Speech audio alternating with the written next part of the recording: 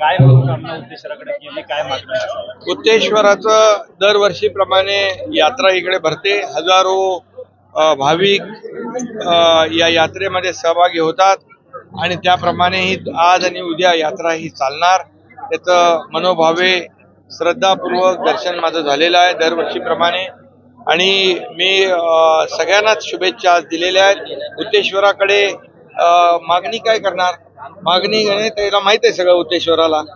आणि या राज्यावरचं अरिष्ट संकट दूर हो, या बळीराजावरचं संकट दूर हो आणि राज्यावरच्या सगळ्या राज्यातल्या प्रत्येक घटकाच्या जीवनामध्ये चांगले दिवस येऊ दे, आनंदाचे दिवस येऊ दे, त्यांचं जीवन सुखी समाधानी आनंदी होऊ दे आणि राज्याची भरभराट होऊ दे, या राज्याचा सर्वांगीण विकास होऊ दे आणि या सगळ्या जे काही राज्य आहे राज्यामध्ये सगळीकडे शांतता, सुव्यवस्था आणि आनंद नांदू दे. अमृत नोनी आर्थो प्लस ये एक प्रूवन फॉर्मूला है. इसमें मौजूद नोनी फल के गुण और आयुर्वेदिक जड़ी बूटियां शरीर को जरूरी पोषक तत्व देने के साथ साथ हड्डियों और जोड़ों के घिसने, उनमें होने वाले सूजन और दर्द को रोकने में मदद करता है. दर्द मुक्त जीवन के लिए अमृत नोनी आर्थो प्लस. अशा प्रकारची उद्देश्वराच्या चरणी मी प्रार्थना केलेली आहे.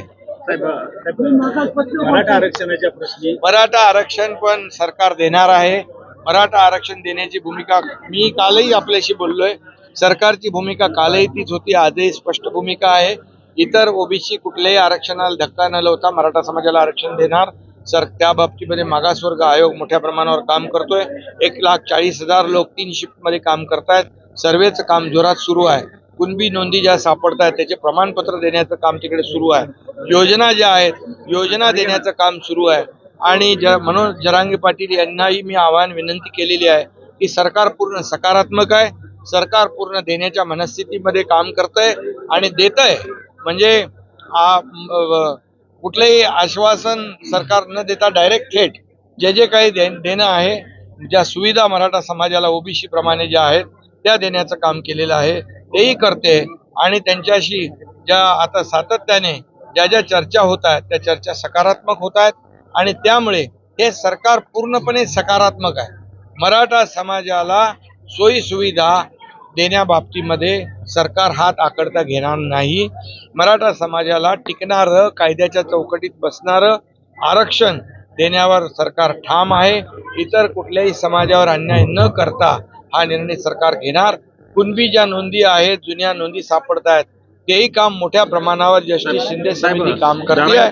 जस्टिस शिंदे समिती काम करते आणि म्हणूनच मनोज जरांगे पाटील यांना मी आवाहन केलेलं आहे की जर सरकार सकारात्मक नसेल तर आंदोलन ठीक आहे.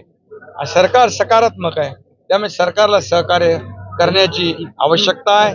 आणि म्हणून तमाम मराठा बांधव भगिनी समाजालाही माझं आव्हान आहे की सरकार तुमचंच आहे आणि म्हणून हे सरकार सर्वसामान्यांचे जे प्रश्न आहेत ते सोडवणारं सरकार.